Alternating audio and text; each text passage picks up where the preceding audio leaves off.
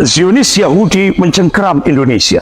Implikasinya apa, Bapak-bapak, Ibu-ibu yang dimuliakan Allah? Gerakan Zionis Yahudi di Indonesia ini itu sampai Ipolisos Hankam, semua lini dimasuki oleh dia. Bahkan kantor dagang Israel yang ada di Jakarta itu cuma kamuflase saja. Itu ternyata digunakan operasi intelijen Mossad. Pengendalinya mana? Singapura itu pengendalinya. Karena Singapura itu satelit Israel wilayah Asia Tenggara.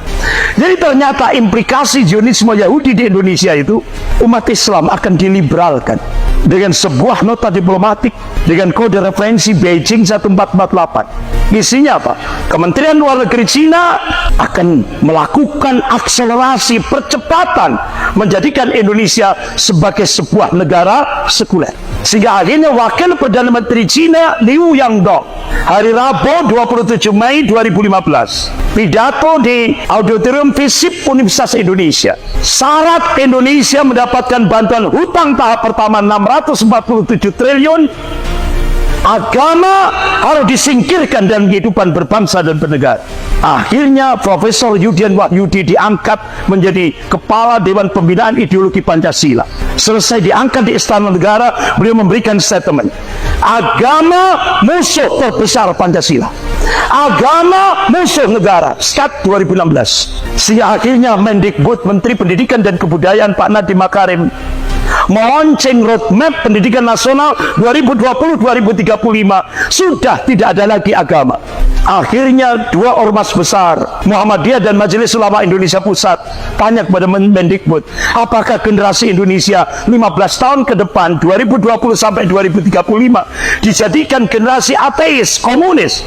Tidak ada jawaban. Selang berapa saat muncul peraturan pemerintah tentang standar pendidikan nasional, tidak ada lagi mata pelajaran Pancasila dan mata pelajaran bahasa Indonesia, dihapus.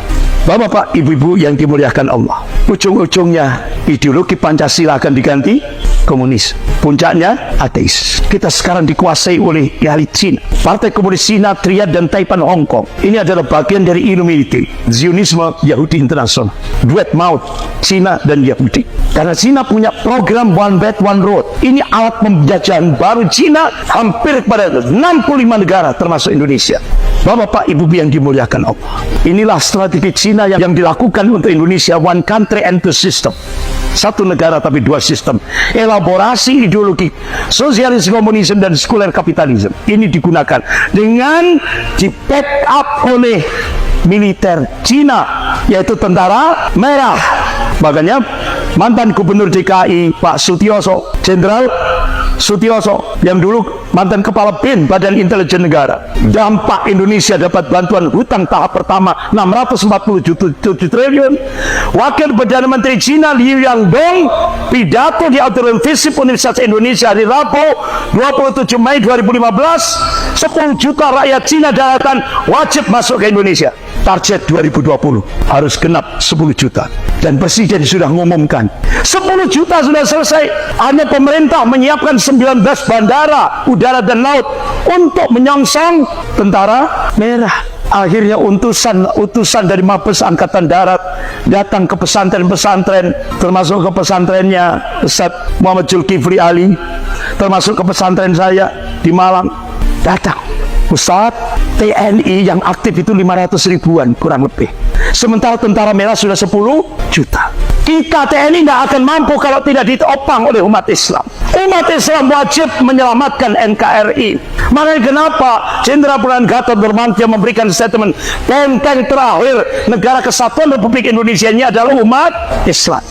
Jadi ternyata konspirasi mafia Taipan dan komunis Cina ini menjebol kedaulatan Republik Indonesia ini dengan dua proyek besar, yaitu proyek Mikarta dan proyek reklamasi. Ternyata proyek Mikarta itu grand design Cina untuk mengintegrasikan Indonesia ke cakupan wilayah ekonomi Cina.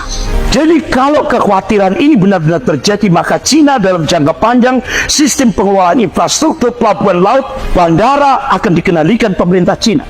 Dengan begitu berarti skema kerjasama ekonomi yang dibangun dengan pemerintah Indonesia sejatinya merupakan entry point, pintu masuk bagi penguasaan Cina terhadap sektor pertahanan dan kemiliteran Indonesia, yang pada perkembangan akan menggerus kedaulatan wilayah nasional Indonesia. Itulah yang disebut dengan bencana geopolitik. Dan ini prediksi 2030 di Indonesia akan terjadi bencana geopolitik. Indonesia tidak punya lagi wilayah kedaulatan karena kedaulatan sudah dikuasai Cina.